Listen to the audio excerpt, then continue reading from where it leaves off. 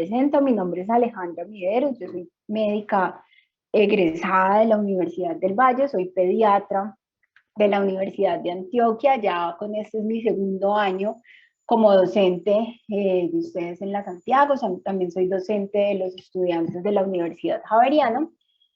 Con ustedes nos encontramos en esta revisión, pues el último año todo ha sido virtual debido pues al COVID. Vamos a ver, igual ustedes ya están haciendo pues las prácticas en el hospital, nos veremos con alguno de los grupos y revisamos de forma teórica el tema que tiene que ver con semiología de órgano de los sentidos y vemos algo de la semiología de la parte de cuello. Entonces, digamos que la idea de hacer esta revisión, y me parece bueno pues que ustedes lo tengan, las revisiones de los temas, ojalá los demás sistemas también lo pudieran hacer pues como al inicio de la rotación, es que ustedes conozcan la parte teórica y en el momento en que empiecen a hacer las prácticas en el hospital o sus prácticas pues con pacientes, apliquen eso teórico que hemos visto. Yo les compartí un link con la bibliografía, ¿la recibieron? ¿La leyeron? ¿No la recibieron? ¿No la Y leyeron? si la recibieron. Bueno, ¿y si leyeron o no leyeron?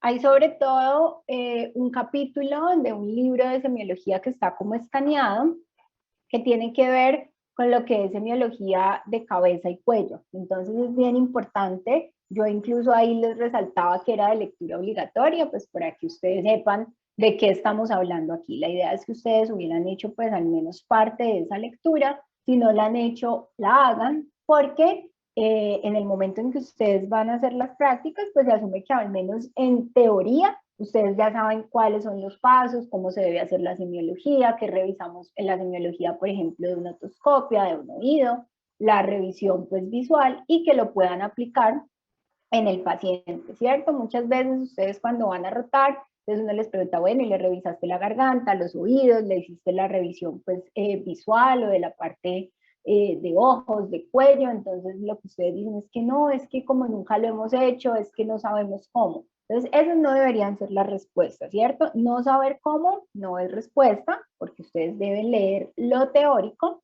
y cuando uno tiene esa parte teórica y hemos revisado pues el tema, pues para todos va a ser la primera vez que lo hagamos, entonces al menos sabiendo la teoría, ir a hacerlo con el paciente y ya es diferente si tuvieron alguna dificultad, si algo no lo pudieron ver o no lo pudieron hacer, pues para eso estamos los profes ahí, para acompañarlos, explicar, corregir, mira, esto lo puedes hacer así, o lo que debes ver es esto, pero que al menos ustedes conozcan pues esa parte teórica.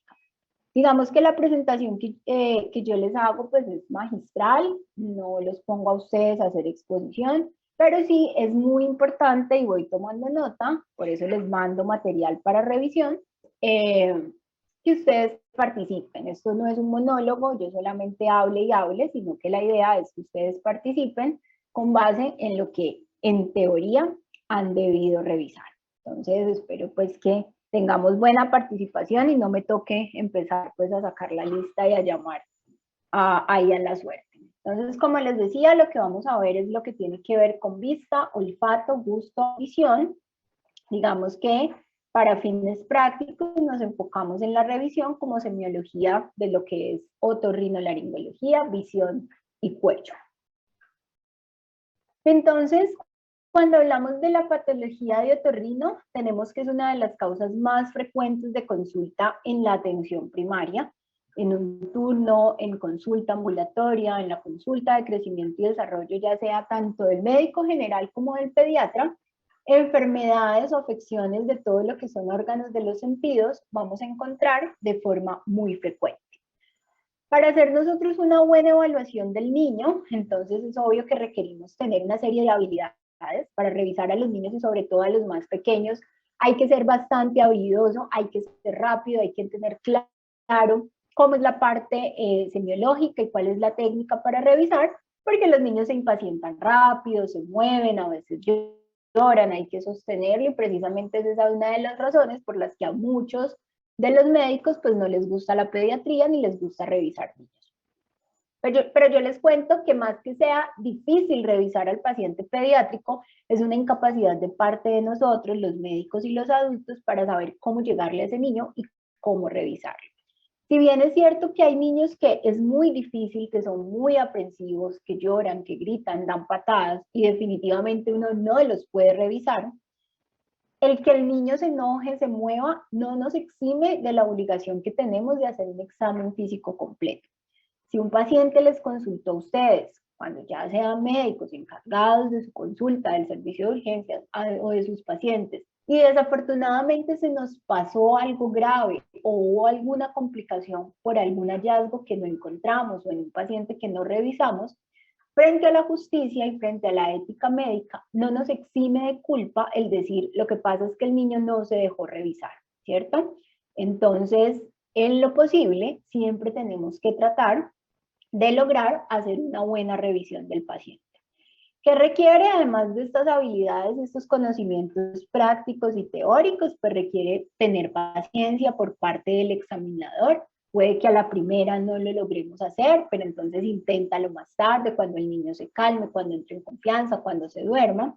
Y lo que tenemos que tratar en lo posible es que esto no sea una experiencia pues traumática para el paciente. Deberíamos tratar de quitar como esa creencia de que amenazar al niño con la inyección o amenazar con llevarlo al médico, hacer algo bueno, porque lo que resulta es que nos convertimos en los malos pues de la película y es el niño quien sufre cada vez que tenga que ir a una revisión.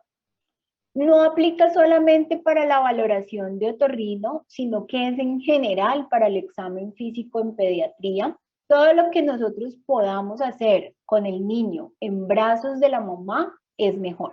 Un error que los veo que ustedes cometen siempre, y eso no es solo cuando están en semiología, sino cuando están en urgencias en quinto año, incluso cuando son internos, que lo primero que hacen cuando uno les dice, bueno, revisen el paciente, es quitarle a la mamá el bebé porque es muy tierno, porque todos lo queremos cargar, porque es que tan lindo los cachetes, que no sé qué. Entonces lo primero que hacemos es quitarle el niño a la mamá para llevarlo a pesar, para llevarlo a medir o para empezarlo a examinar.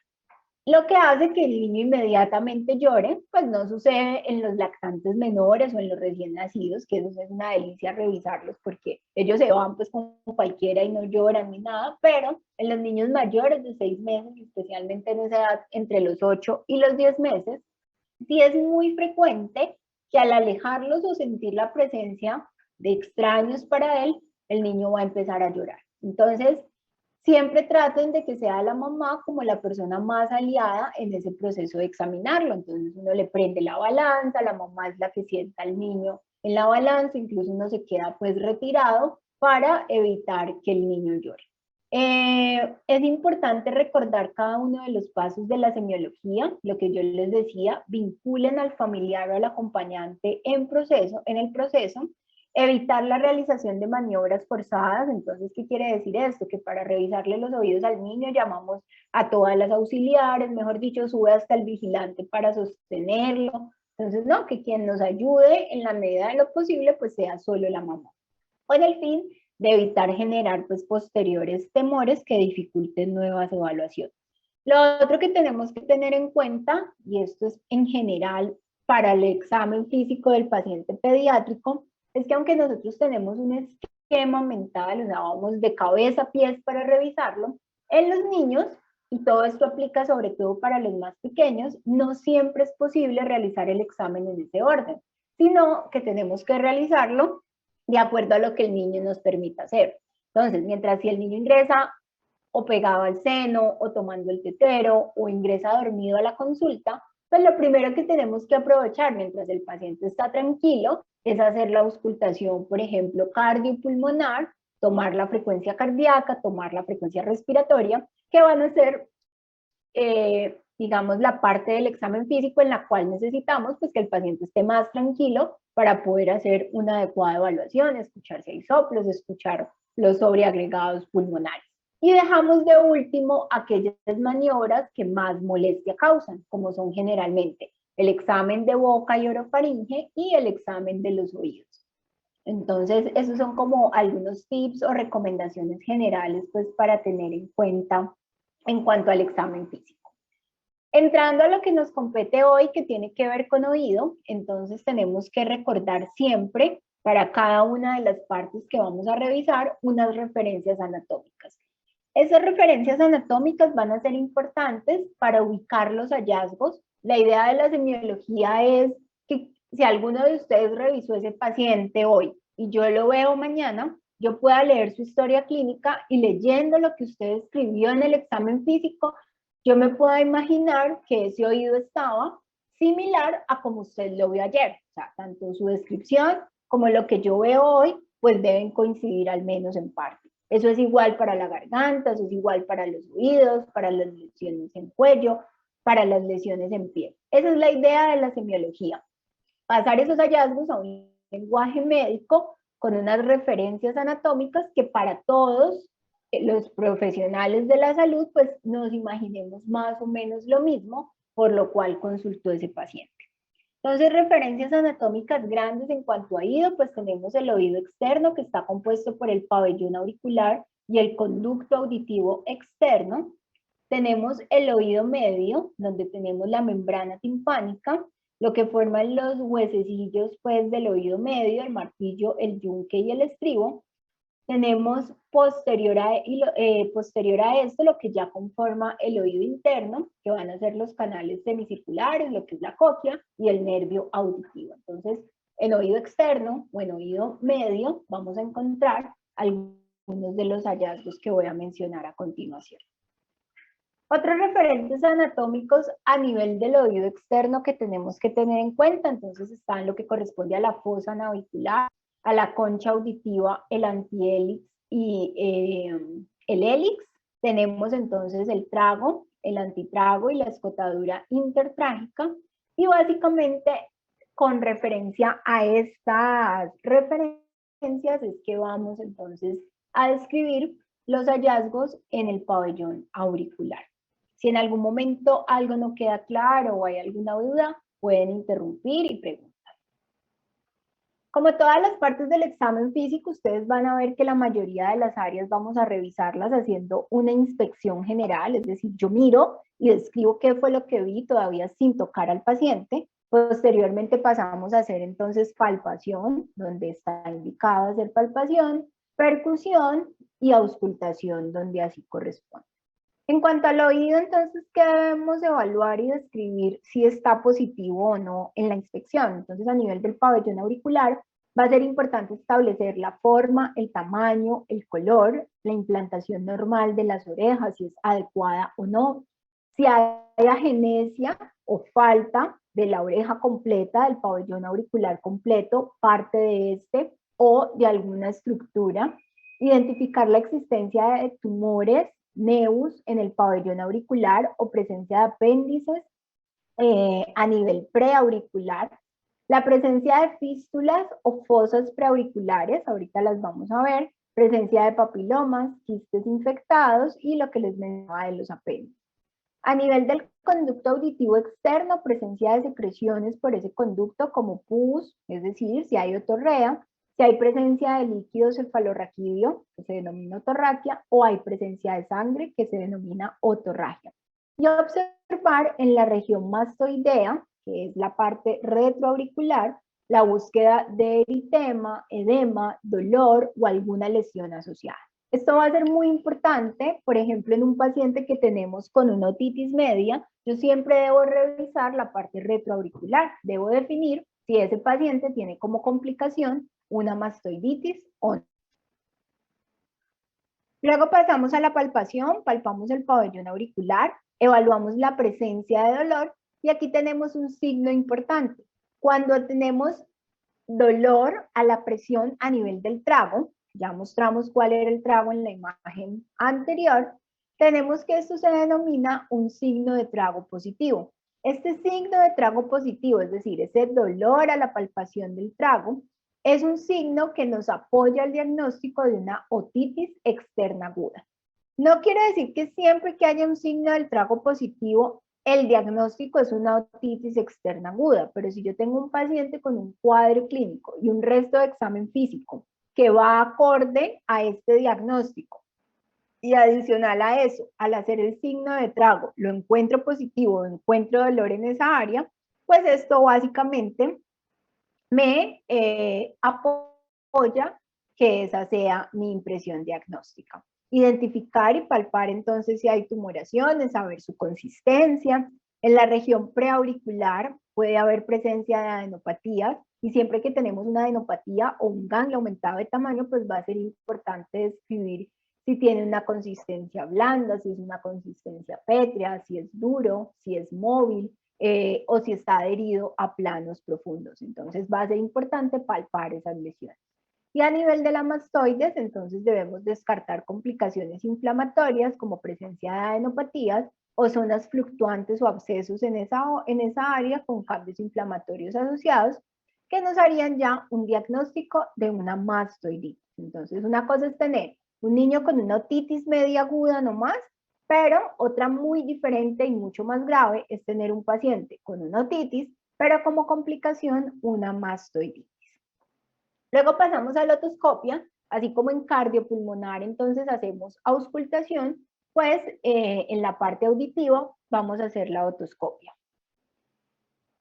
Este es el otoscopio, entonces el otoscopio básicamente tiene como partes el mango, ¿cierto? Este de acá, que contiene la batería para la fuente de luz. Luego tenemos la cabeza del otoscopio, donde vamos a tener la fuente de luz o bombilla, una lente de aumento que va en esta parte de acá, el cono que utilizamos para poner en el conducto auditivo y algunos, porque no todos los otoscopios tienen esta posibilidad, de adicionarle esto que se llama neumatoscopio. Entonces esto va unido acá y lo que nos permite es insuflar, similar a como lo hacemos en el tensiómetro, obviamente pues a una menor presión, y evaluar la movilidad de la membrana timpánica. Cuando nosotros tenemos una membrana timpánica disminuida en su movilidad o una membrana timpánica fija que no se mueve, pues eso es un signo de una posible otitis media aguda.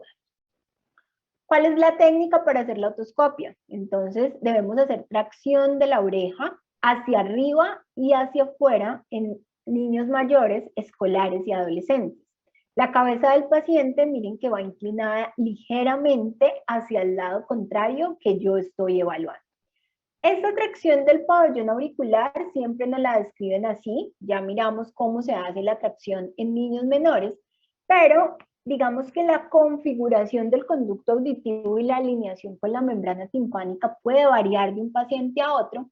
Entonces, si usted era un niño mayor e hizo la tracción como le enseñó la profe hoy, así vaya hacia afuera, pero aún así no logra ver la membrana timpánica, pues no hay ningún problema que usted traccione hacia abajo o en otra dirección. Lo que necesitamos es alinear el conducto auditivo con la membrana timpánica, ¿cierto? Necesitamos que esto quede alineado para que al usted introducir en esta parte el espéculo o el conito del otoscopio, acá al fondo, logre ver la membrana timpánica, que sería la palma de la mano.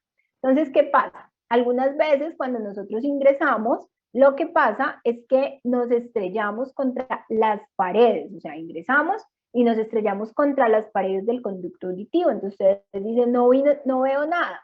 Ok, tranquilo, traccione un poco el pabellón auricular, vaya acomodando hasta que usted logre en el fondo ver una imagen como esta. O sea, en el fondo, la palma de mi mano sería como la membrana timpánica. Ya lo vamos a ver. ¿Qué es muy importante?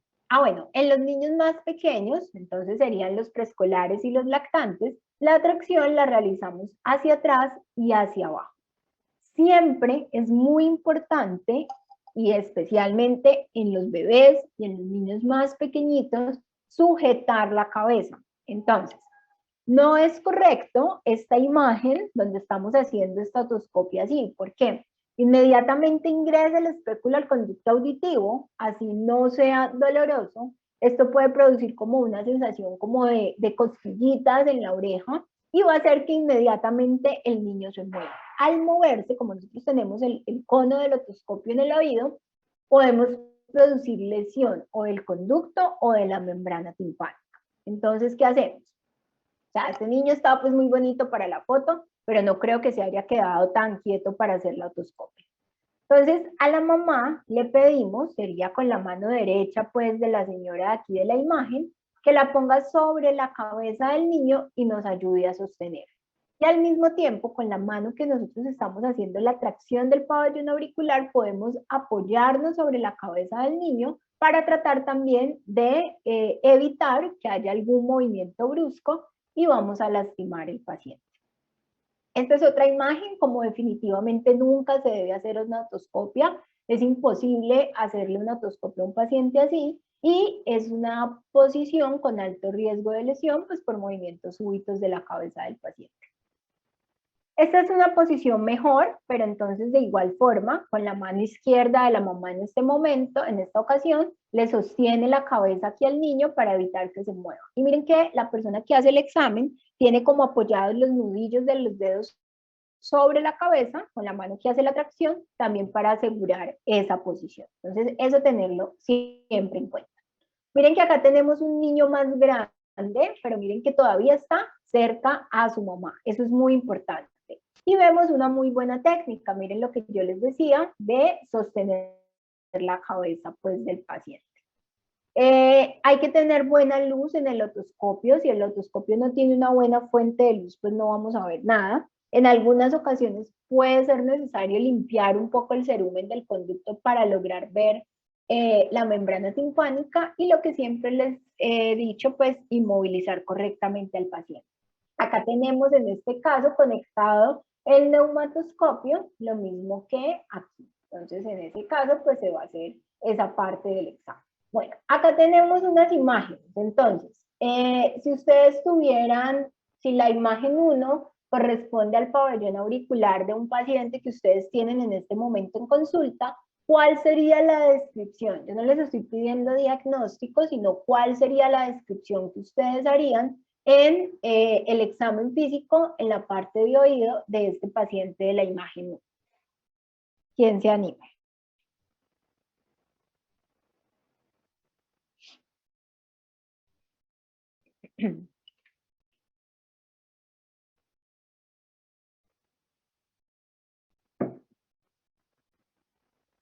Entonces, ¿qué dirían de ese pabellón auricular?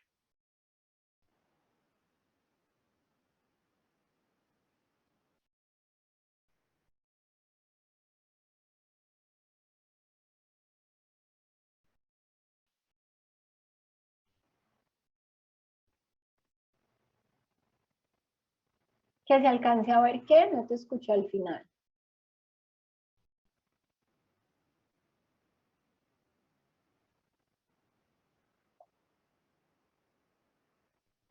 Ok, listo. Bueno, ¿alguien más que quiera hacer alguna descripción? Laura por acá en el chat nos dice que presenta fístula preauricular congénita.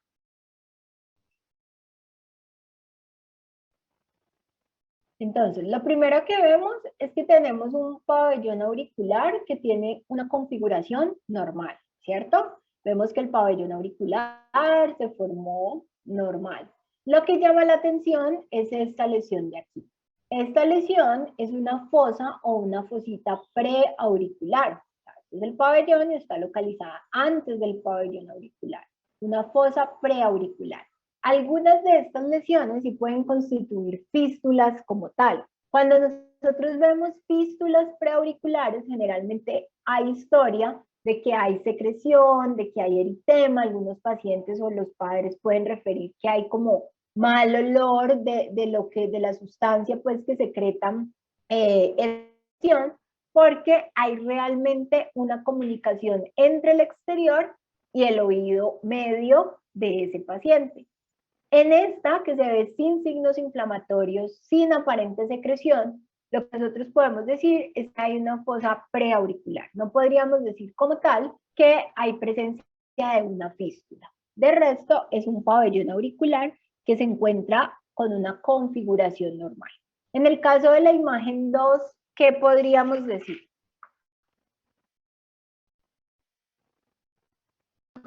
Podemos ver como una malformación genética. Bueno, pero entonces, ¿cuál es el nombre de esa malformación? Porque si ¿Agenesia? usted me dice malformación, pues no podemos saber muy bien de qué se trata. Profe, ¿eso no es lo que mencionaba ahorita que era la agenesia de oreja? ¿Que había malformación congénita? Bueno, entonces agenesia es cuando tenemos ausencia de ese pabellón auricular. Esto también se conoce como microtia, ¿cierto? Que es cuando hay una malformación del pabellón auricular. Y la microtia tiene diferentes grados, grado 1, grado 2, grado 3. Obviamente la microtia grado 3 es cuando solamente encontramos como un vestigio ahí del pabellón auricular. Esta sería, digamos, una microtia grado 2, porque aunque no está bien formado el pabellón, miren que alcanzamos a identificar como las estructuras más grandes, superior e inferior, el lóbulo, la parte superior del hélix, y lo que correspondería a la abertura del conducto auditivo externo. ¿Qué otra cosa observamos en la imagen? Pues no observamos pabellón, bueno, conducto auditivo. No se observa conducto auditivo. ¿Podría decir que Entonces, está perforado? el conducto auditivo no se encuentra perforado. ¿Qué más? Hay como una pequeña protuberancia en la zona, no sé, retroauricular Profe, o no es que la preauricular. implantación está baja. Realmente ahora les muestro cómo definimos la implantación, pero ahí no lo podríamos ver. Pero entonces, esa protuberancia, ¿cómo se llama? O sea, ¿cómo es la forma semiológica de describir esa protuberancia? Ese no sería un apéndice, profe. Entonces es un apéndice preauricular, ¿listo? Entonces tenemos un paciente con una microtia grado 2, con un conducto auditivo que no está perforado, con presencia de un apéndice preauricular, que sería esto. Paciente de la imagen 3, ¿qué diríamos? Ese sí es la implantación baja, ¿verdad, profe? Pues Ok, eso es lo que ¿y yo... cómo definimos entonces que la implantación es baja? ¿Solo al ojo o cómo lo hacemos? Pues no sé, yo diría que son las orejas que se encuentran en una posición pues inferior, o sea, como mucho más inferior. No, me sí, la verdad, no sé cuáles sean como las líneas que la delimiten para uno determinar qué es implantación baja, de pronto más abajo como como a nivel del mentón, tal vez, pero no. Entonces, el Ah, hallazgo pues, es que hay un pabellón auricular de baja implantación, pero ¿cómo lo definimos? pues Dime. pues no sé, se supone que uno tiene que mirar la simetría no sé si es una cosa que se llama lo contrario del epicanto, del ojo, mirar una simetría con el hélix, algo así era que decía como la literatura. Bueno, entonces, ¿qué es lo que debemos hacer?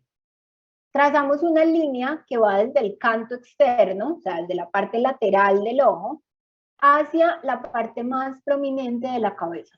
Canto externo, ustedes ven la flechita de mi computador, ¿cierto? El cursor. Sí. Bueno, entonces canto externo hacia la parte más prominente o el occipucio, ¿cierto? O sea, la parte más prominente posterior de la cabeza. ¿Qué debo observar? El polo superior del pabellón auricular debe al menos tocar o sobrepasar esa línea. Entonces, si yo en mi paciente trazo la línea, el occipucio está aquí, y trazo la línea hacia el canto externo del ojo, pues vemos que evidentemente este pabellón auricular está muy lejos de esa línea que yo tracé, ni siquiera la toca.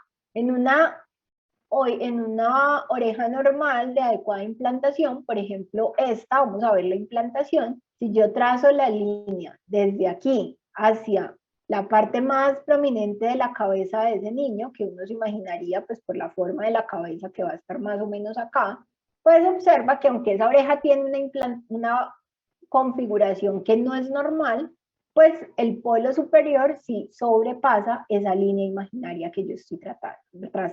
Por eso les decía en esta imagen 2, pues que no lo podíamos saber, ¿cierto? Porque no tenemos ninguna de las referencias anatómicas que requerimos para hacer esa determinación. Entonces eso no es una cosa que sea solamente así como al ojo, yo creo que tiene las orejas de implantación baja, no, sino que hay que hacer los hallazgos lo más objetivo posible. Entonces este paciente tiene una implantación baja del pabellón auricular.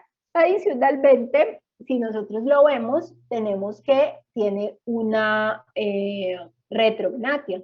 Retrognata quiere decir que es hipoplásico pequeño, este tercio inferior, el mentón y la parte inferior de la cara. Entonces, con este paciente ya tenemos una retrognatia, una implantación baja, una frente prominente, y ya cuando empezamos a sumar características dismórficas, que es como se llama eso, pues tenemos que pensar en un síndrome congénito, ¿cierto? Entonces va a ser muy importante hacer esa adecuada revisión. El hallazgo entonces de este paciente sería una implantación baja del pabellón auricular con un pabellón que está con adecuada configuración, que no tiene lesiones preauriculares. Paciente de la imagen número 4, ¿cuál sería la descripción? Una atresia auricular. No. Una agenesia del pabellón. Entonces, similar a como veíamos el anterior, eso sería una microtia. Acuérdense que agenesia es cuando definitivamente no tengo ningún pabellón auricular, no tengo ninguna estructura ahí. Pero esta, miren que ahí está lo que iba a ser el pabellón auricular, lo que pasa es que no se formó adecuadamente. Entonces el diagnóstico de este niño es una microtia, ¿cierto? O sea, una malformación de la parte del oído externo. Porque a menos de que nosotros hagamos algún estudio de imagen, pues no podemos saber si este paciente tiene un conducto auditivo, si tiene oído medio y si tiene oído interno. Profe, una pregunta en cuanto a la anterior. Dime. Entonces, esa microtia, ¿qué grado sería? Este también sería grado 2. O sea, esto está entre un 2, 3 y esto sería un grado 2. Bueno, en la imagen 5, ¿cuál sería el hallazgo? ¿O cómo describirían ustedes ese paciente en su historia clínica?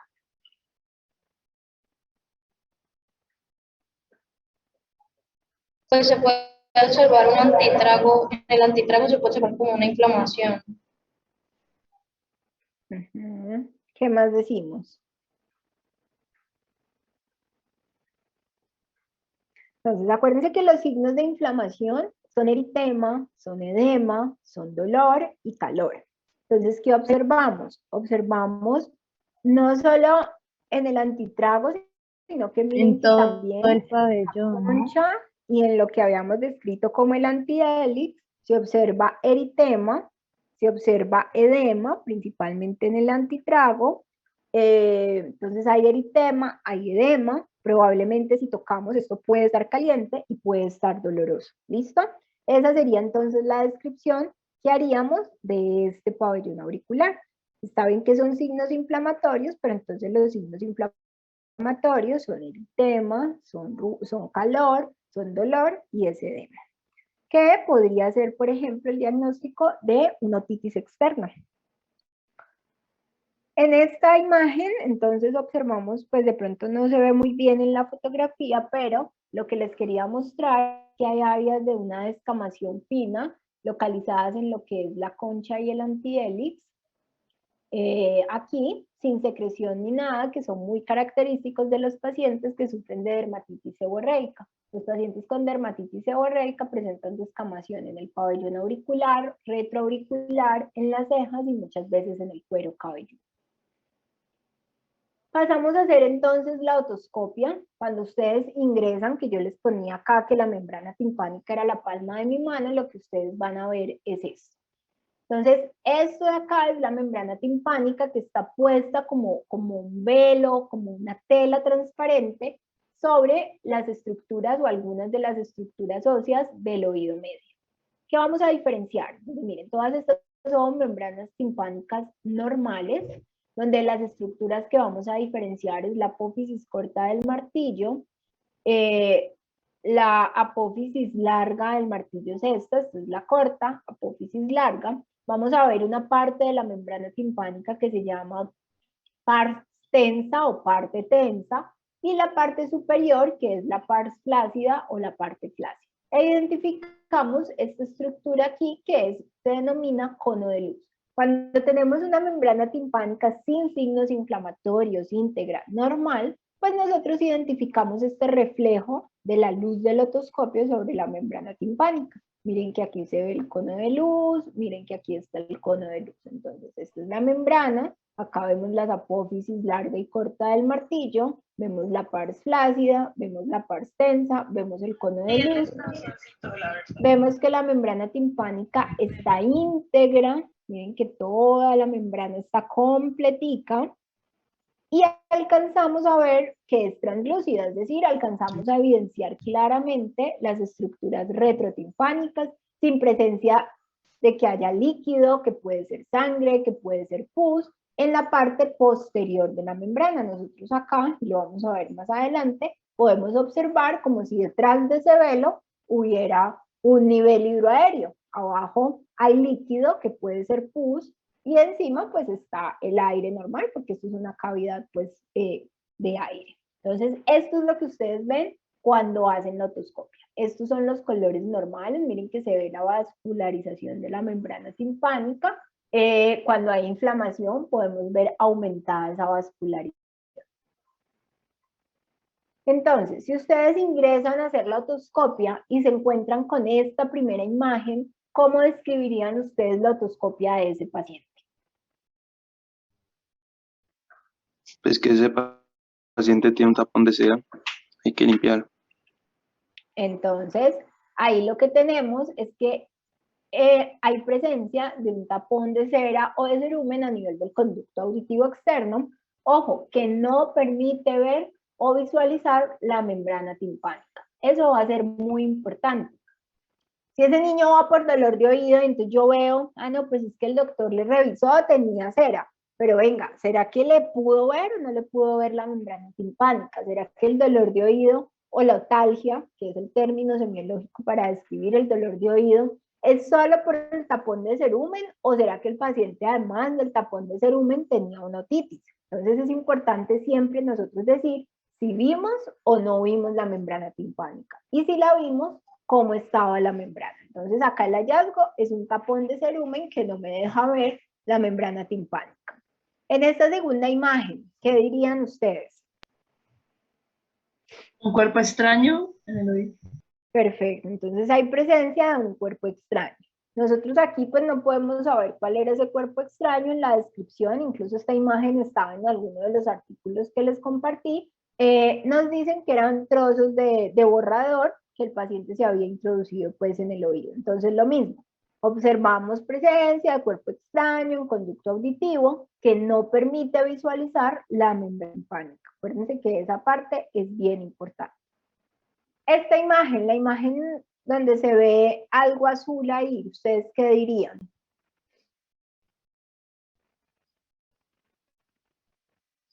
¿Cómo se ve ese oído?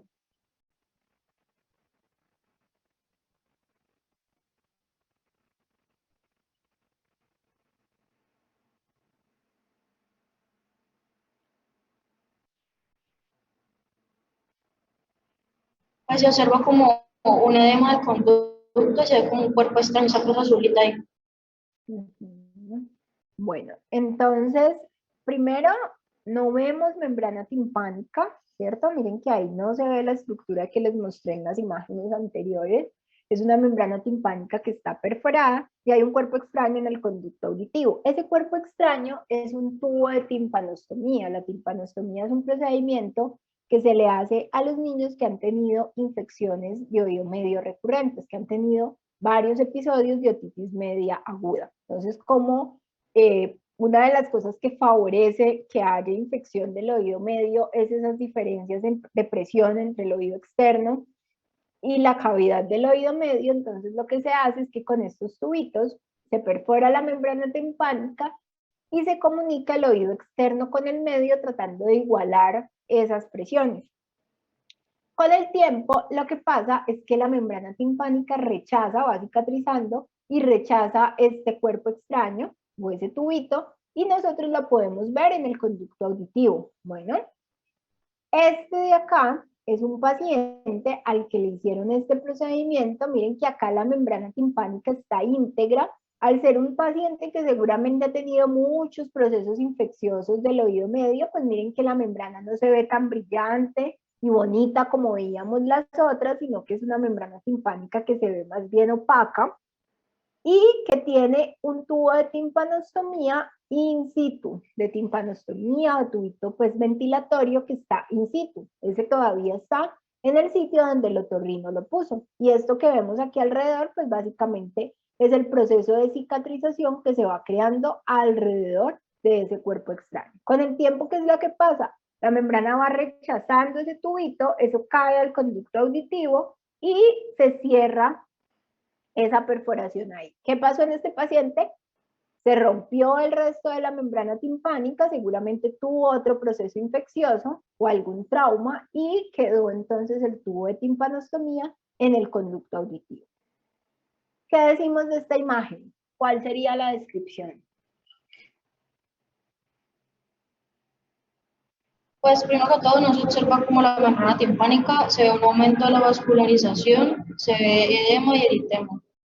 Bueno, entonces, esto que estamos viendo acá que parece como una dona es la membrana timpánica, ¿listo? Lo que pasa es que en este caso la membrana timpánica está abombada. Es correcto que hay bastante eritema, hay aumento de la vascularización. La membrana timpánica está íntegra. Lo que pasa es que en la parte central, esperen, yo me devuelvo.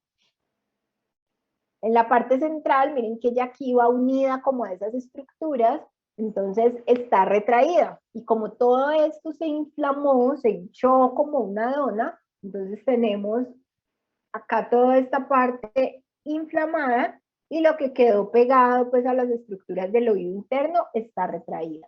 Pero se ve una membrana timpánica que está íntegra, muy hipervascularizada, muy eritematosa. Miren que se ve exudativa, pues literal como si estuviera sudando, como si tuviera gotitas de algún líquido acá. Entonces, este es el diagnóstico. Miren que aquí también se ve algo de líquido de una otitis media aguda. Bueno, cuando nosotros vemos una membrana así tan inflamada, es el diagnóstico de una otitis media aguda. Otitis media no es solo que le duele el oído o que se vea el conducto auditivo rojito, no, el conducto auditivo se puede poner eritematoso por fiebre, por llanto. Lo que yo tengo que ver es la membrana timpánica y determinar si en esa membrana timpánica hay signos inflamatorios o no. En la imagen de abajo a la derecha, ¿qué observamos?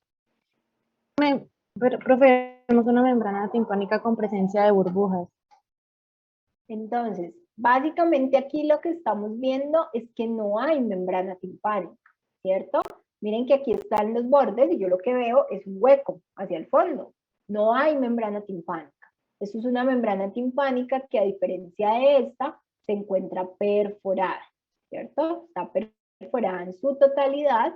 Probablemente haya secreción purulenta por toda esta comunicación y es trata de una otitis media aguda supurativa con una membrana timpánica que se encuentra perforada.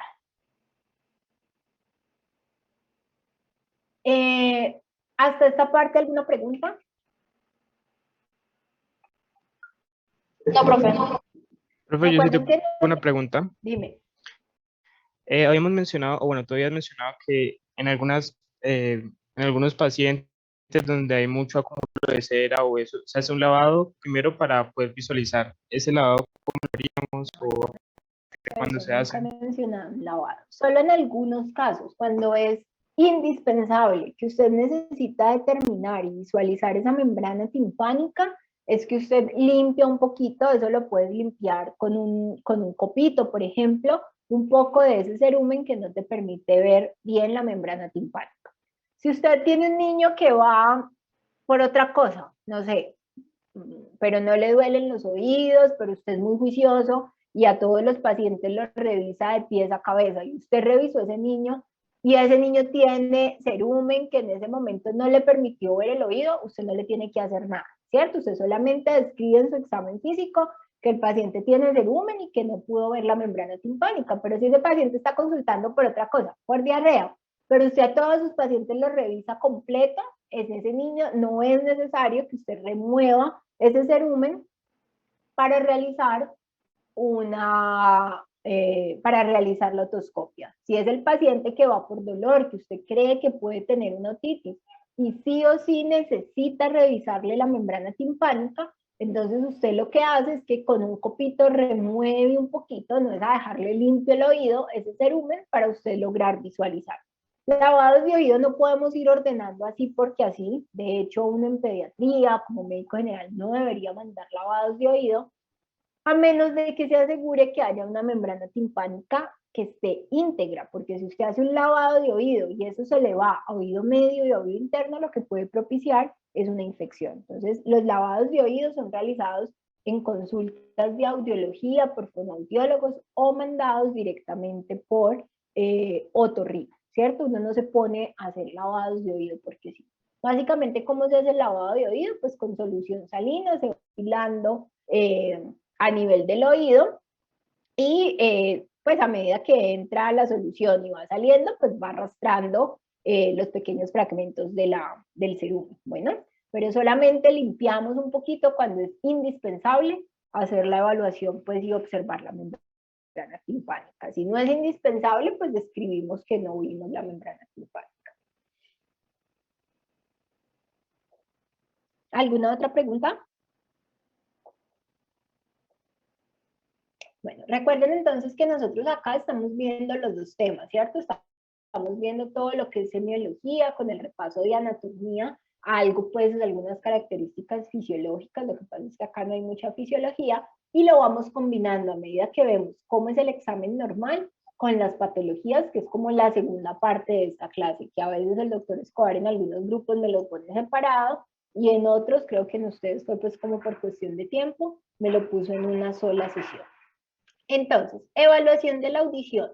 Pues obviamente para nosotros evaluar la audición, pues necesitamos hacer pruebas específicas por audiología, unos potenciales auditivos, ya sea de tallo, unos potenciales auditivos evocados, una audiometría, bueno, cualquiera de estos exámenes. Pero nosotros tenemos algunas formas rápidas en el consultorio de darnos cuenta, a grosso modo, de cómo está la audición de ese paciente. Entonces, los recién nacidos debemos saber que responden a ruidos agradables y familiares como la voz de la mamá o en particular voces femeninas. ¿Qué hacen? Entonces, si el niño estaba llorando o estaba muy inquieto, moviéndose mucho, y de un momento a otro escucha la voz de la mamá o escucha una voz que le habla pues en un tono agradable, en un tono fuerte, lo que vamos a observar es que el niño inmediatamente o para unos segundos de llorar o se queda quieto un momento, lo que quiere decir que percibió ese sonido. Así a los pocos segundos reinicie el llanto o reinicie la actividad. Eso nos habla básicamente de que al menos ese paciente percibió ese sonido, pero acuérdense que la audición, pues normal, va a requerir escuchar sonidos con ciertos decibeles, entonces eso es lo que ya las pruebas específicas nos determinan.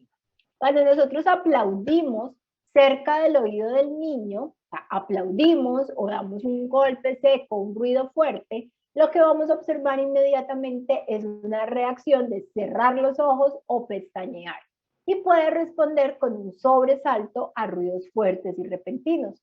Esa parte de cerrar los ojos, pues es un reflejo que es óculo vestibular, por ejemplo.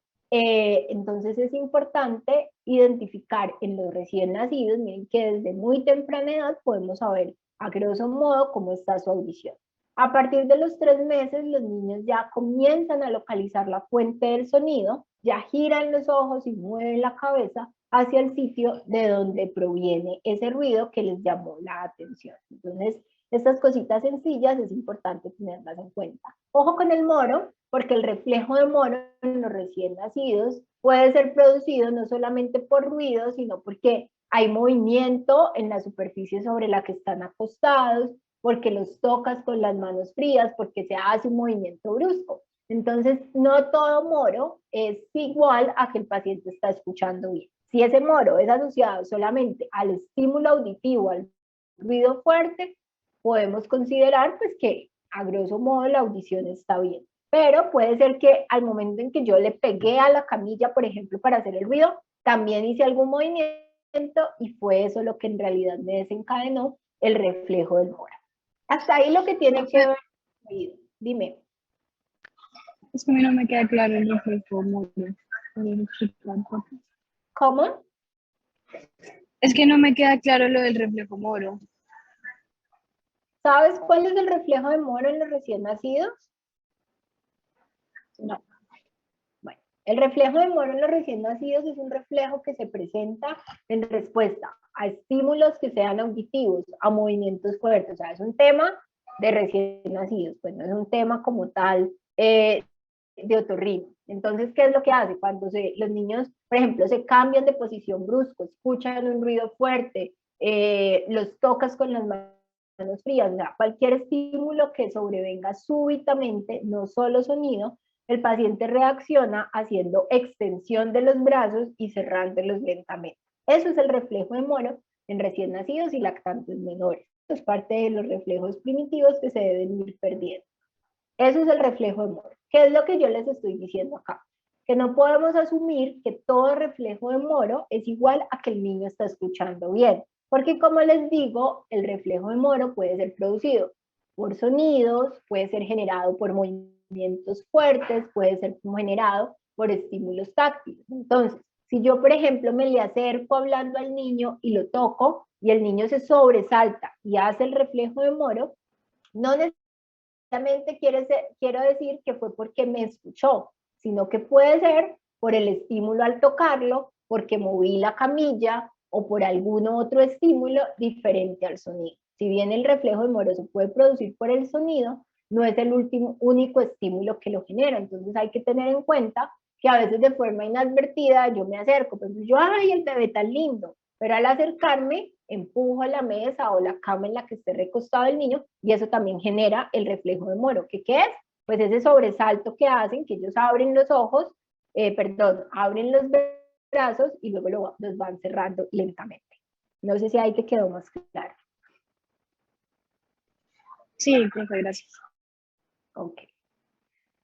Bueno, entonces, en cuanto a nariz, igualmente debemos recordar unas estructuras anatómicas importantes. Tenemos 3 proyecciones óseas que son los cornetes. Por debajo de cada uno de estos cornetes se ubica el respectivo pues, meato. Y en la región más alta, eso no lo estamos viendo en las imágenes, y anterior del septo, existe una zona que es muy vascularizada que se conoce como el plexo de Kieselbach. Es el sitio donde se originan la mayoría de las hemorragias nasales o epistaxis, que es el término con el que se conoce el sangrado nasal. Básicamente, entonces, nosotros lo que hacemos es un examen que se llama rinoscopia anterior. No siempre tenemos estas pincitas, entonces lo que hacemos es que el paciente levante un poquito la cabeza y le levantamos la punta de la nariz para alcanzar a ver esas estructuras.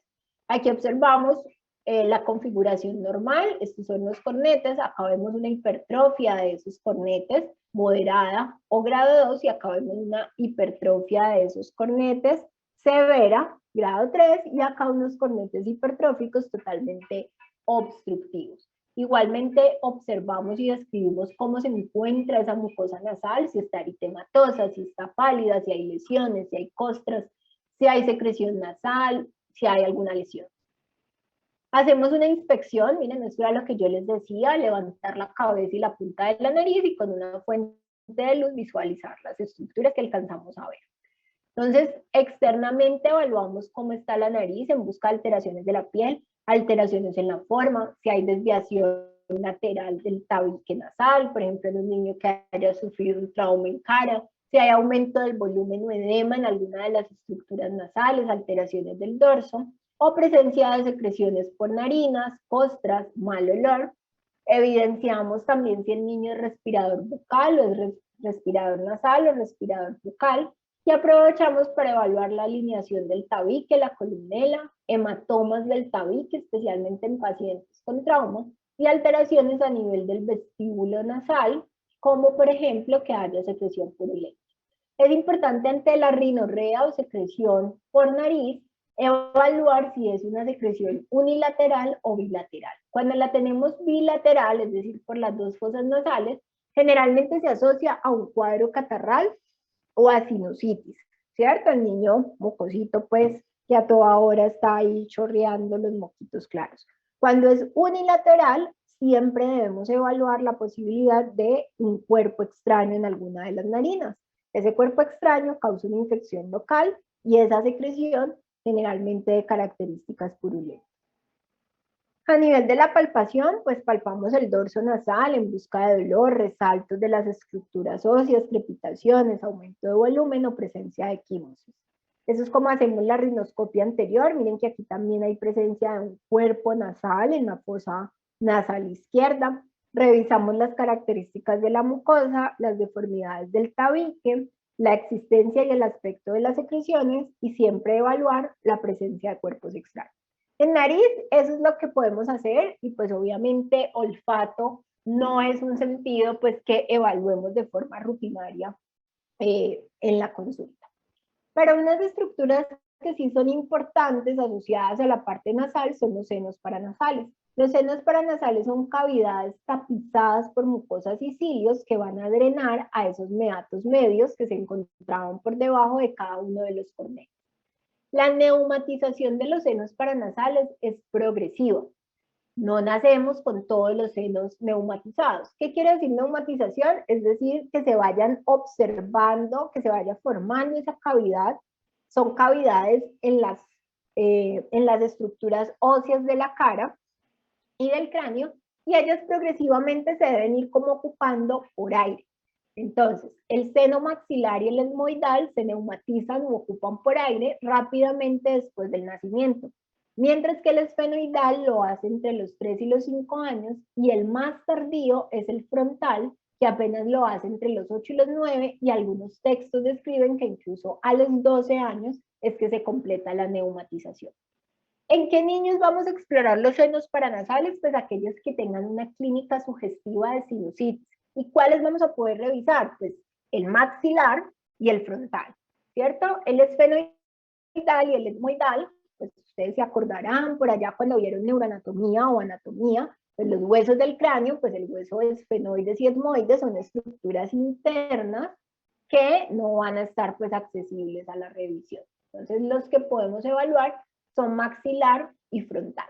¿Cómo los evaluamos? Entonces básicamente es palpación con dolor en esa zona, encontrando dolor en esa zona, y podemos hacer algo que se llama transiluminación. ¿Qué es transiluminación? Yo cojo la fuente de luz e ilumino sobre la piel y sobre la localización de esos senos paranasales, es decir, del frontal y del maxilar.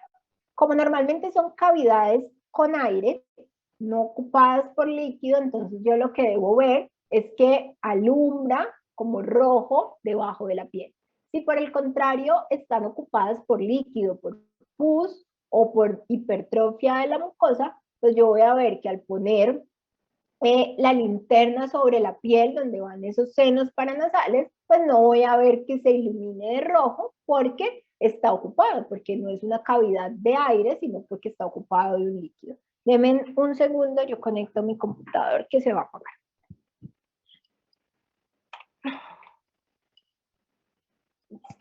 Entonces, ¿en qué niños vamos a explorar los senos paranasales? Pues aquellos pacientes que hayan presentado cuadros respiratorios altos con mucha congestión nasal y que posterior a 10 días continúen con secreción nasal, y especialmente que esta secreción haya cambiado de hialino transparente a secreciones verdes, amarillas, con características purulentas, ¿cierto? O después de cualquier proceso que lleve o a obstrucción de esos meatos, a alteración de la movilidad de las cilias para barrer todo ese moco, o a sobreproducción o cambio a nivel de la viscosidad de las secreciones, que es lo que pasa después de un cuadro respiratorio.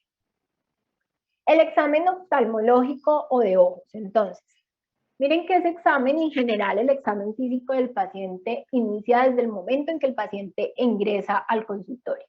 Siempre debemos observar el comportamiento visual, posiciones anormales de la cabeza, si observamos características dismórficas como las que yo les mencionaba anteriormente, cómo camina el paciente y todos esos aspectos pues que involucran la visión. En los familiares o el acompañante del paciente, entonces lo mismo, ver rasgos dismórficos, ver si tiene estrabismo, problemas oculares. Entonces si viene la mamá y la mamá resulta que usa unos lentes súper gruesos, pues va a ser importante que yo le pregunte a la mamá cuál es su diagnóstico oftalmológico, por qué usa lentes, para saber si eso puede tener algún componente hereditario. Revisar a los familiares también es parte del examen del paciente. Entonces, todo esto es lo que nosotros podemos evaluar en la parte visual.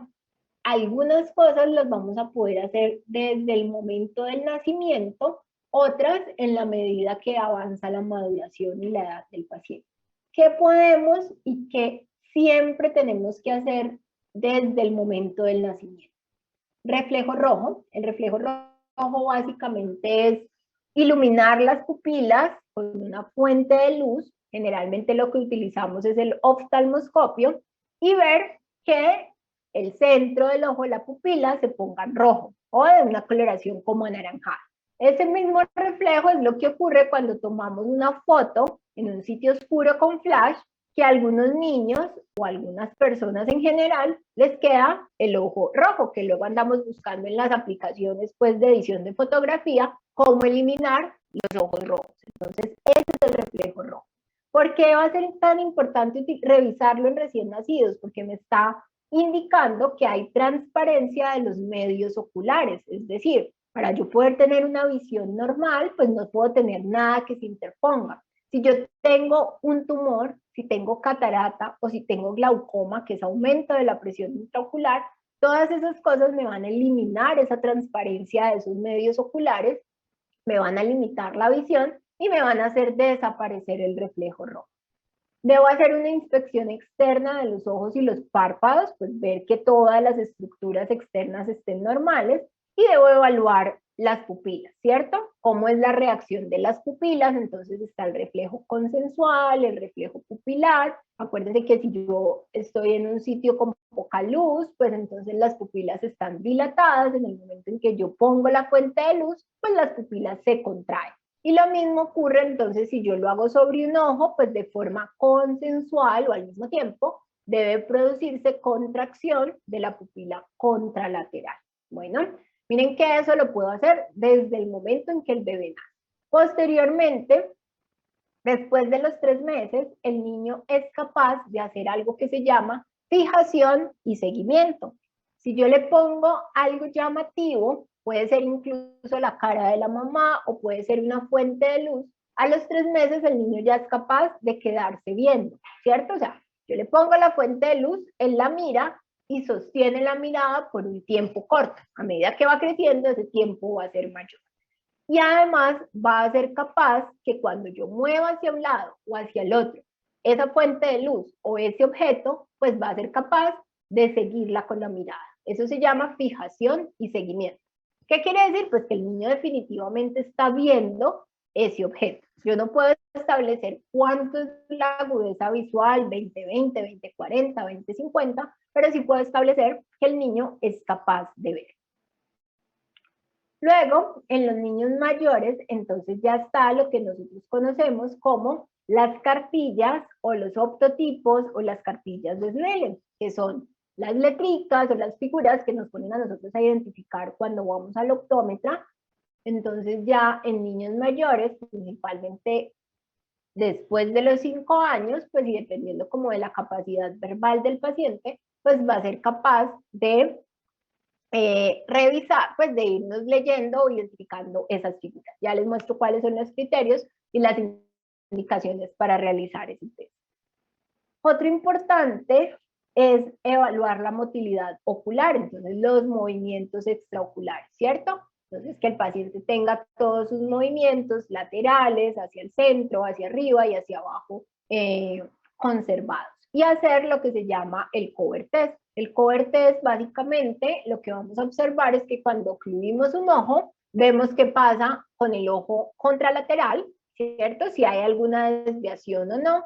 Y en el momento en que destapamos el ojo que se ha ocluido, entonces si ese ojo al ocluirse, o sea, al perder el campo visual, se había desviado, un estrabismo convergente, o se había desviado hacia afuera, un estrabismo divergente. Y en el momento en que volvemos a descubrir el campo de luz, pues ese ojo como que se acomoda. Entonces, eso es a lo que se refiere el cover test. Entonces, miren, examinamos igual inspección externa de ojos y párpados con linterna o oftalmoscopio directo en los párpados, la conjuntiva, la esclera, la córnea, el iris. Debemos ver si hay descarga, lagrimeo, presencia de ojo rojo, que básicamente va a hacer que todo lo que es la esclera, pues eritematosa. La ptosis palpebral es muy importante o el párpado caído. ¿Por qué? Porque bloquea ese campo visual y es una causa de ambliopía. Ambliopía es lo que nosotros comúnmente conocemos como ojo perezoso. Entonces, ¿qué quiere decir eso? Que se disminuye la agudeza visual por ese ojo que está afectado por ese párpado caído. Entonces, hay que detectarlo temprano para corregirlo y evitar la ambliopía. Y tener en cuenta la presencia de epicanto. Epicanto es otra característica dismórfica y se refiere a este pliegue que no tienen todas las personas como un pliegue adicional de piel. Tiene un componente racial, entonces principalmente los asiáticos, miren esta niña pues se ve que es asiática por la forma almendrada de sus ojos, y tiene epicanto, tiene este pliegue aquí adicional. Pero miren que este paciente evidentemente tiene epicanto, este niño no es asiático, y si nosotros vemos, miren que tiene un puente nasal que es súper ancho, un puente nasal que está deprimido, y si alcanzamos a ver aquí, hay una malformación en sus ojos, en sus dientes, perdón. Y si nos atreviéramos aún más y trazamos la línea desde el canto externo del ojo hacia el occipucio, miren dónde está el pabellón auricular. Entonces este paciente tiene varias características dismórficas. Tiene epicanto, tiene un puente nasal deprimido y ancho, tiene malformaciones o dientes en sierra y tiene una baja implantación del pabellón auricular.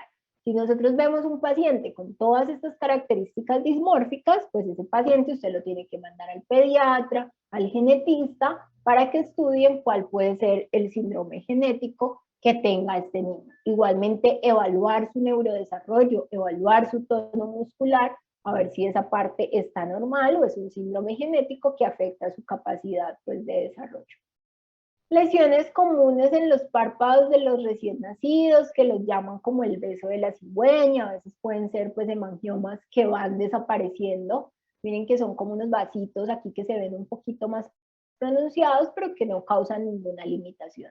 Diferente si tenemos lesiones que protruyen en el párpado y ocluyen este campo visual. ¿Qué vemos en este paciente de la imagen 2? ¿Qué describirían ustedes en ese niño que les llega a consulta?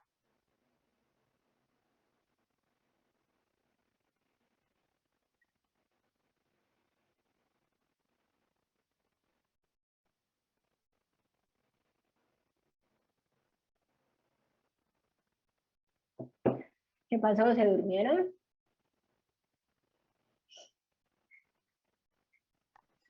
Pues es como un edema periorbitario. Entonces estamos viendo en ojo izquierdo, ¿cierto? A nivel periorbitario vemos que hay presencia de edema con limitación de la apertura ocular. O sea, miren este ojito bien abierto, miren este no, eritema, y sería importante entonces evaluar la agudeza visual, los movimientos extraoculares y si hay dolor, y esto nos va a hacer el diagnóstico de una celulitis preseptal, ¿cierto? Si tenemos compromiso de la agudeza visual, si tenemos compromiso de los movimientos extraoculares o son dolorosos y tenemos un paciente con fiebre muy alta, con aspecto tóxico, o sea, un niño muy enfermo, entonces ya el diagnóstico no será una celulitis preseptal, sino una celulitis poseptal, que ya me afecta el globo ocular y el nervio. Pero en este niño, solamente con el edema y el eritema periorbitario hacemos diagnóstico de una celulitis preseptal o periorbitaria. En la imagen de abajo a la izquierda, ¿cuál sería la descripción? Pues podemos observar en el párpado inferior como una protuberancia o lo que uno dice como orzuelo, ¿no? Bueno, entonces orzuelo ya es el diagnóstico, ¿cierto? Pero entonces aquí vemos que hay presencia de una lesión que puede ser tipo masa o tipo pústula con contenido purulento. Miren que se ve que hay contenido purulento con edema, eritema y seguramente dolor del párpado inferior.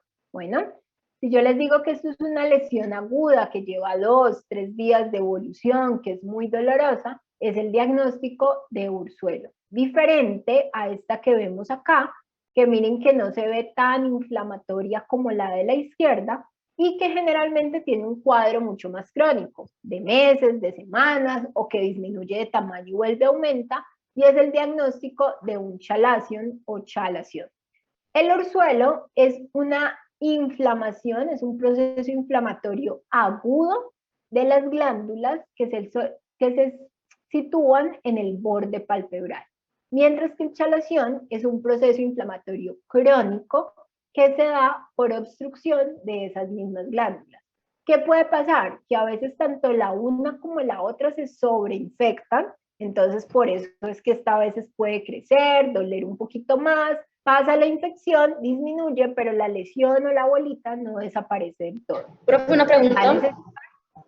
Dame un segundo, termino y ya te tiene. Vale. Va a necesitar una corrección quirúrgica, es decir, que de forma quirúrgica hagan un sondaje y hagan desobstrucción de esas glándulas. Mientras que el orzuelo, generalmente con calor local, que es el tratamiento que debemos hacerle a cualquier orzuelo de entrada, y si hay pues signos inflamatorios muy marcados, pues lo adicionamos con antibiótico tópico oral. Una vez se resuelva, va a desaparecer completamente la lesión. Entonces acuérdense, el orzuelo es un proceso agudo, mientras que el chalación o chalación es un proceso crónico por obstrucción de esas glándulas. ¿Cuál era la pregunta? Profe, ¿esa chalación se puede presentar tanto como en el párpado superior como en el inferior?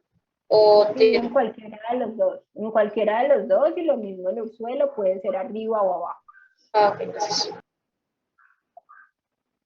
Bueno, entonces miren, esto era lo que les decía del reflejo rojo. Miren que siempre debe ser simétrico, debe ser brillante. Aquí lo encontramos bien, acá encontramos que no hay reflejo rojo en el ojo izquierdo, y acá encontramos un signo que se llama leucocoria.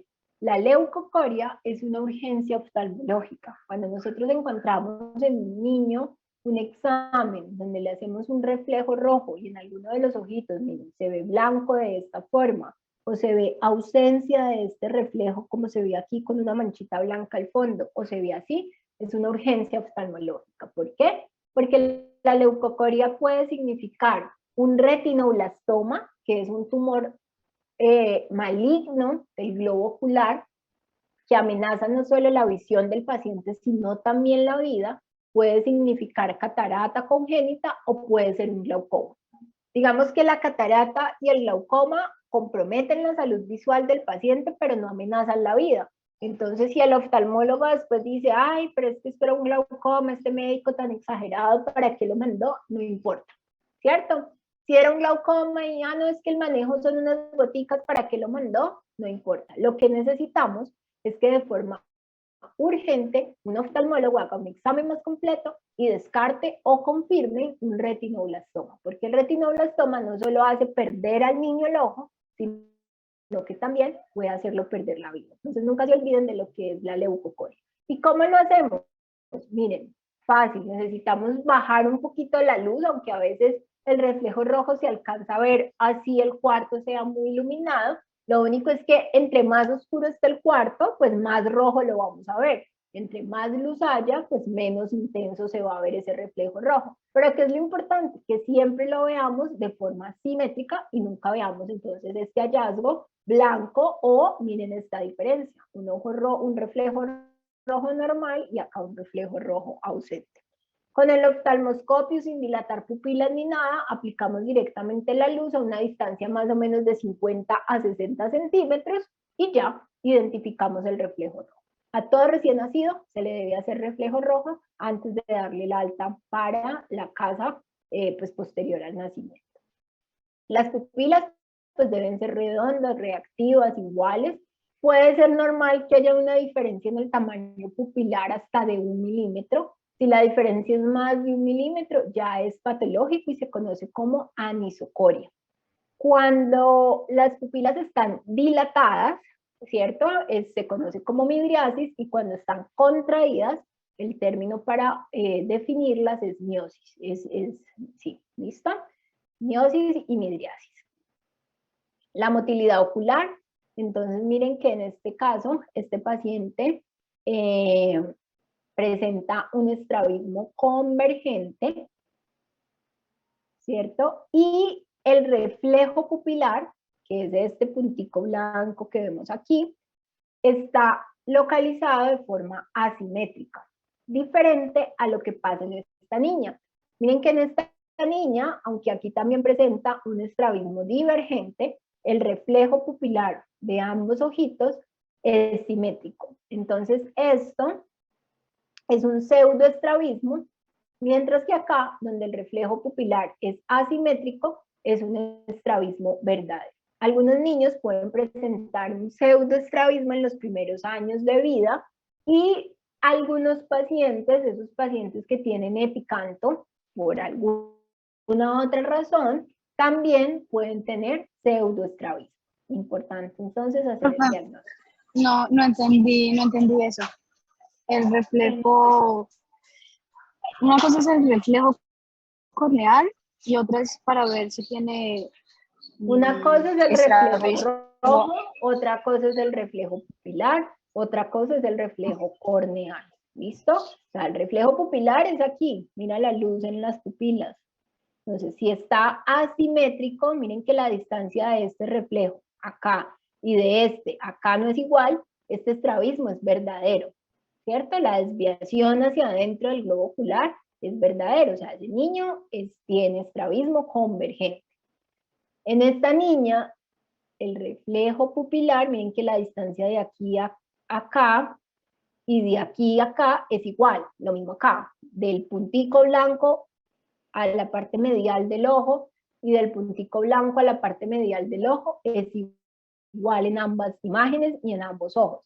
Esto es un pseudoestrabismo.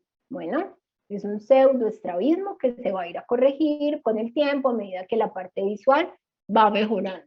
Eso es lo que significa estos reflejos. Bueno, o sea, aunque están por fuera del centro pupilar, miren que la pupila está acá y el reflejo está acá, el reflejo corneal está acá. Esto es un pseudoestrabismo. ¿Por qué? Porque ambos son simétricos al canto medial del ojo. Diferente a lo que pasa en esta imagen. La distancia del reflejo al canto medial del lado izquierdo y del lado derecho es diferente. O sea que este paciente tiene una desviación real de sus globos oculares. Bueno, agudeza visual, pues ya les había dicho cómo evaluarla. Otra cosa que hay que tener en cuenta en los menores de 3 meses es que, por ejemplo, el niño está tranquilo y nosotros le tapamos un ojo, pues sin tocarlo, sin estimularlo, bloqueamos entonces ese campo visual e inmediatamente el niño empieza a llorar. Y notamos que lo hacemos de forma repetida y en momentos diferentes y el niño llora. ¿Qué es lo que pasa en ese momento? Una posibilidad es que si, por ejemplo, ocluimos el ojo izquierdo, ese bebé tenga una disminución de su agudeza visual por el lado derecho. En cambio, el ojo izquierdo es por el que ve bien. Y si nosotros se lo tapamos, pues el niño ya no ve, entonces inmediatamente reacciona con llanto. Entonces, si nosotros hacemos eso de forma repetitiva y la reacción del paciente siempre es la misma, nos debe llamar la atención y hacer en ese paciente pues ya una valoración oftalmológica más completa y especializada para confirmar ese hallazgo. La fijación y el seguimiento pues ya se los había explicado y el llanto o rechazo del niño mientras se ocluye el ojo que tiene mejor agudeza visual es lo que les acabo de explicar. Estos son los optotipos o las cartillas de Snellen en los niños mayores. Entonces, básicamente, lo que hacemos es que el paciente vaya identificando estas figuras. Siempre debemos tener en cuenta que haya una buena iluminación, tratar de tener un ambiente tranquilo, que el niño esté cómodo, exploramos cada ojo por separado, no debemos comprimir el globo ocular porque si no el paciente luego va a ver borroso. Utilizamos una distancia de 1.5 a 3 metros en los más pequeños y a partir de los 6 años podemos utilizar una distancia de 3 a 6 metros. La agudeza visual va a corresponder a la última línea en la que el paciente es capaz de leer correctamente más del 50% de las letras o símbolos. Por ejemplo, si en total la línea tenía 5, pues debe ser capaz de leer 3. Si tenía 6, debe ser capaz de leer 4. Hasta ahí donde el paciente es capaz de cumplir con esa condición, pues consideramos que esa es la agudeza visual. El fondo de ojos no es fácil de hacer en niños. Yo les sugiero que empiecen a hacerlo en adultos. Si ustedes ya tienen su equipo de órganos, entonces empiecen a hacer fondo de ojo, otoscopia, primero en los de la casa, entonces coja a la mamá, al papá, al tío, al primo, al amigo, al novio, al esposo, bueno, y hágales tanto fondo de ojo como otoscopio.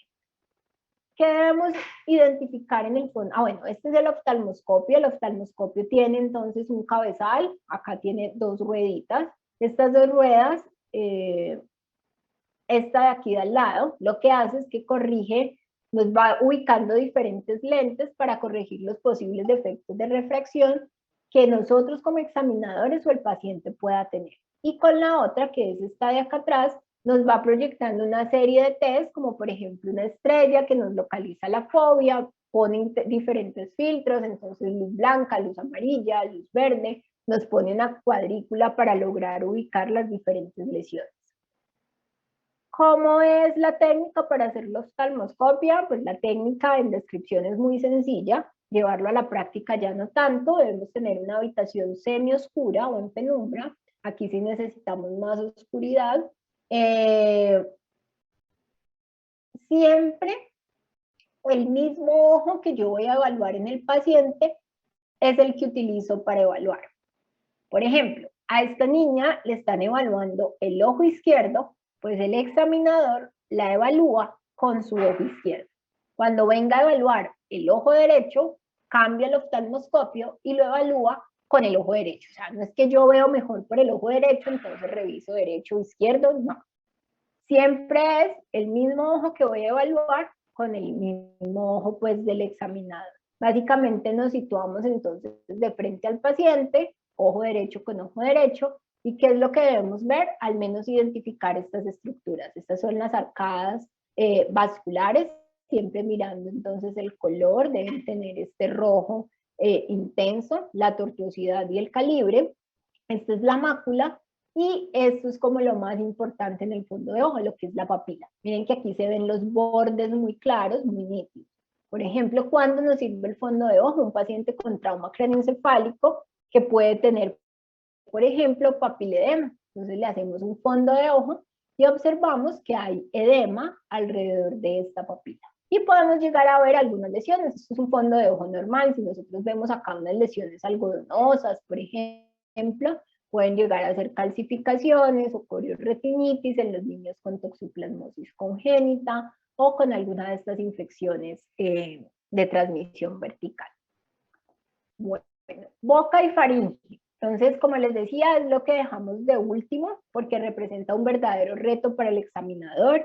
Paciencia, necesitamos colaboración de los papás y pues usar algunas estrategias de juego, explicarle a los niños, eso es muy importante, lo dejamos de último porque quizás es lo más molesto. Recomendación, y me pasó apenas ayer que estaba en turno, teníamos un niño de 3 años que sí o sí le teníamos que revisar la faringe, y el niño apenas vio que cogimos el bajalenguas, empezó a gritar, empezó a llorar, casi se tira de la camilla. Logramos calmarlo y lo que hicimos fue darle el bajalenguas. Mira, pues no lo voy a utilizar, abre tú solo la boca. Y fue supremamente fácil revisarle al niño sin utilizar el bajalenguas. Entonces no abre como un león, abre grande. Nos dio tiempo para que la mamá viera las lesiones de la amígdala, del estudiante, el interno.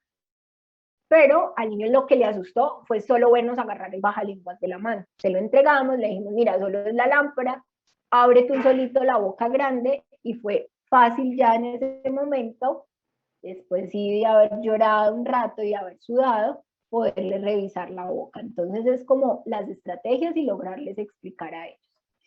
Igualmente debemos conocer las estructuras, paladar duro, paladar blando. Acá tenemos los pilares anteriores, tenemos la úvula, el pilar posterior, el área que corresponde a las amígdalas, la lengua, y no se nos debe olvidar evaluar las piezas dentales presentes, en qué estado están, si tienen caries, cómo están las encías y qué piezas dentales faltan.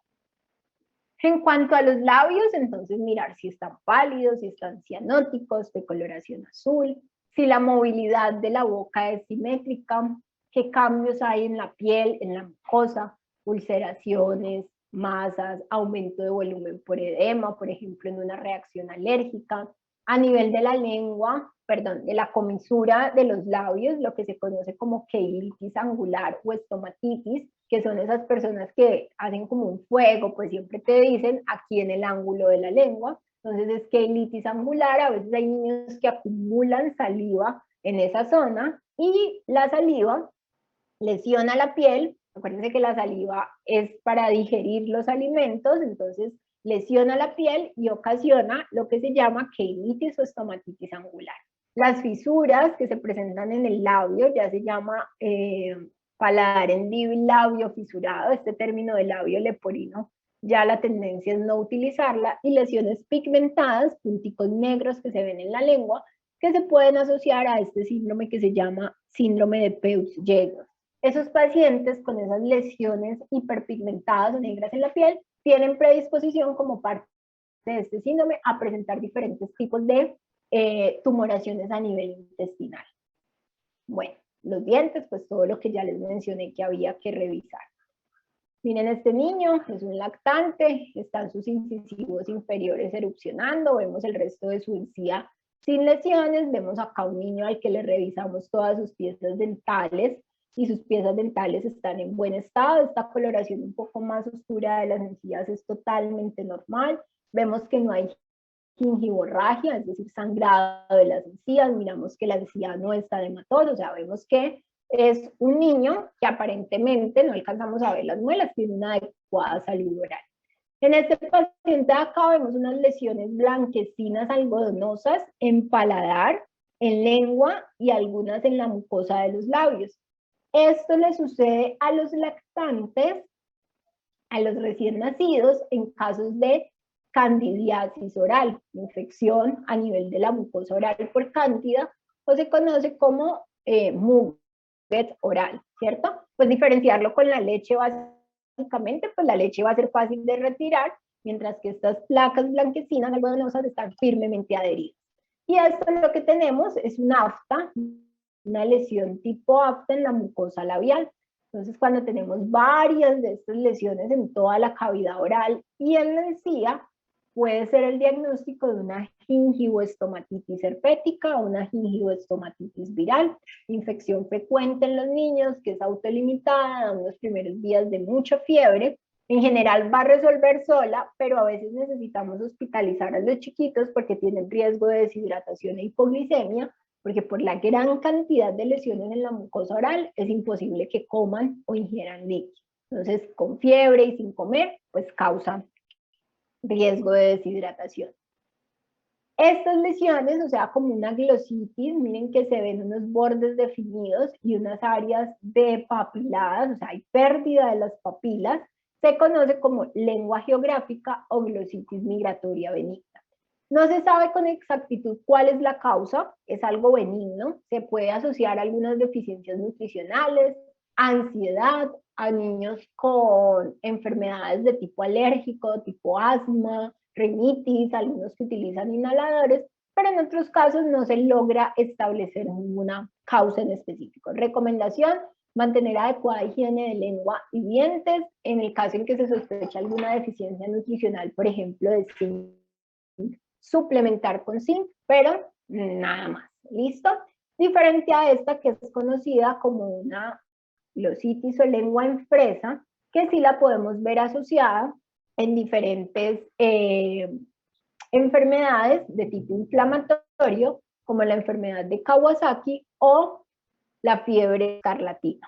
¿Listo? Entonces miren que es una lengua como si fuera en fresa, tenemos los labios secos, pero también eritematosos, y miren que están con descamación. Y miren que acá se ven inflamadas todas las papilas gustativas, diferente a la lengua geográfica donde se han perdido estas papilas gustativas. Y por último, pues la faringe, una vez nos hayamos ganado la confianza del paciente y que ojalá colabore. Siempre ubicamos el bajalenguas en los 2 tercios anteriores de la lengua para evitar producir náuseas o vómito, y pues la experiencia, uno todos los días aprende. Miren que ayer fue más fácil revisar a ese niño sin bajalenguas que con bajalenguas. Vemos amígdalas, color, presencia de úlceras, secreción purulenta, presencia de membranas. Entonces miren lo que podemos ver. Estas son petequias en el paladar duro, petequias y eritema a nivel de orofaringe, con una úvula que está normal, muy característico de una faringoamigdalitis bacteriana o estreptocóxica. Nosotros a veces asociamos que la faringitis por bacterias va a tener lesiones así con placas, pero es más llamativo y más se encuentra en faringitis bacterianas la presencia de petequias a nivel del paladar. Acá vemos unas amígdalas muy grandes, hipertróficas, con presencia de placas blancas exudativas, que pueden estar en contexto de una faringitis bacteriana, como también puede ser una enfermedad viral que se llama mononucleosis infecciosa. La única forma de yo diferenciar cuál es la etiología va a ser de acuerdo a la edad del paciente, cuál es el cuadro clínico, los síntomas asociados e idealmente que pudiera tomar una prueba rápida para saber si estas infecciones en orofaringe son causadas por Streptococcus, que es la principal bacteria, o por algún virus. Bueno, todas estas son diagnósticos de faringoamigdalitis. Probablemente esta, por la presencia de petequias en paladar, sea bacteriana. Esta no sabemos si es bacteriana o viral, lo mismo las otras. Bueno, porque no tenemos nada pues de contexto clínico. También vemos unas amígdalas muy hipertróficas, como con membranas blanquecinas, y acá principalmente con eritema. No se ven tan grandes las amígdalas, la úvula en todos los casos es normal, y acá vemos como unas lesiones pues vesiculares, probablemente esta sea un poco más de tipo viral. Finalmente en cuello, entonces igual, tenemos unas referencias anatómicas, entonces acá tenemos todas las cadenas ganglionares, retroauriculares, preauriculares, submandibulares, y en las diferentes zonas del cuello y supraclaviculares. Tenemos el cartílago tiroides, tenemos la glándula tiroidea y tenemos la tráquea como referencias anatómicas. Siempre debemos hacer una revisión del cuello en su posición anatómica, o sea, en reposo, hacer la inspección, masas o asimetrías. Debemos evaluar los movimientos cervicales, flexión, extensión, inflexiones y rotaciones laterales. Y hacer la palpación no solo de tráquea, sino de todas las estructuras, entre ellas tiroides y adenopatías, tanto anterior, o sea, en posición anterior del paciente, como posterior. Entonces miren que aquí palpamos tiroides, acá evaluamos las diferentes estructuras ganglionares, y las adenopatías es frecuente que las vamos a encontrar en los niños, entonces van a ser nódulos linfáticos. En las regiones axilar y cervical es normal hasta 1 centímetro de diámetro, en la región inguinal hasta 1.5 centímetros son normales. En neonatos podemos encontrar ganglios linfáticos de 3 a 12 milímetros en regiones cervical e inguinal.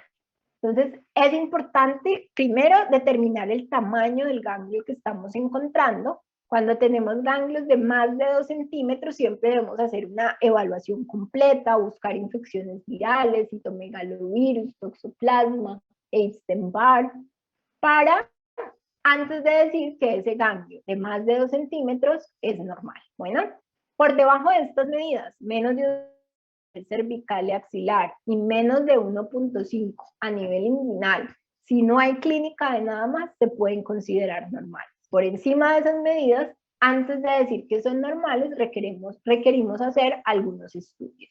Cuando son patológicos, entonces si encontramos un ganglio blando, eritematoso, caliente, con edema, de localización unilateral, es decir, una adenopatía localizada sin adenopatías en otros sitios, generalmente corresponde a una infección bacteriana aguda que se denomina adenitis supurativa o adenitis cervical supurativa. Y este es el cuadro que vamos a tener. Una lesión nodular, o sea, una masa de un determinado tamaño, con signos inflamatorios locales, todos los que yo describí, en un paciente febril con dolor al tacto. Cuando tenemos una lesión blanda, no eritematosa, que es pequeña, entonces que cumple, digamos, con esas medidas que yo les decía, que hay de localización bilateral, pueden ser secundarios a una infección viral con la que curse o cursó el paciente, u otra infección sistémica. Entonces, si yo tengo un niño que tiene una tiña capitis, una infección en el cuero cabelludo, un querión de Celso, que es una infección bacteriana grave del cuero cabelludo, pues acuérdense que todo el cuero cabelludo va a drenar a esos ganglios del cuello y puedo encontrar entonces signos inflamatorios, como reacción a esa inflamación, pues un aumento de ciertos ganglios. Cuando son lesiones con poco eritema, no están calientes, de un margen definido o grande, como por ejemplo esta lesión, miren que no es tan inflamatoria como esta, debo pensar entonces en infecciones bacterianas ya de tipo más crónico, como por ejemplo tuberculosis. Cuando se trata de ganglios firmes, móviles, duros, de consistencia cauchosa, que no duelen, siempre considerar la posibilidad de un linfoma o algún otro tumor infiltrante. Y lo mismo, tumores metastásicos o posterior a que se ha resuelto este proceso agudo, pues puede quedar como una fibrosis que toma de 3 a 4 semanas en resolver. Estas son otras lesiones que se presentan en cuello que hay que diferenciar. Esta que está ubicada en línea media corresponde a un quiste tirogloso, son lesiones congénitas, siempre en línea media, y este es un quiste, una malformación del segundo arco branquial, que este se puede confundir más con una adenopatía, y este está localizado lateral. La forma de diferenciarlos pues va a ser el tiempo de evolución, estas son congénitas, las otras van a ser agudas, y pues haciendo una ecografía para determinar pues el origen de la estructura. ¿Listo? Posiciones anormales del cuello, tortícolis congénita, pliegues de piel a nivel cervical, miren, cuello alado, también es otra característica dismórfica, entonces un repliegue de piel acá en esta parte del cuello, miren aquí cómo se ve esto, no es normal, se denomina cuello alado y es pues una característica de pacientes que también pueden tener algún síndrome genético. ¿Alguna pregunta, chicos? Bueno, es una que me quedó al inicio. Cuando hablamos de nevus, entonces es cuando mencionamos ese aumento de la vascularidad en el paciente. No, en el recién nacido, o sea, ¿te refieres a las lesiones del párpado? Sí, en el No párpado es de la un mucosa en nevus, general. no es un nevus. Son unas lesiones vasculares que tienden a desaparecer en la medida que el niño va creciendo. Pues en los primeros meses de vida va desapareciendo. No constituyen como tal un nevus. Ok. ¿Alguna otra pregunta?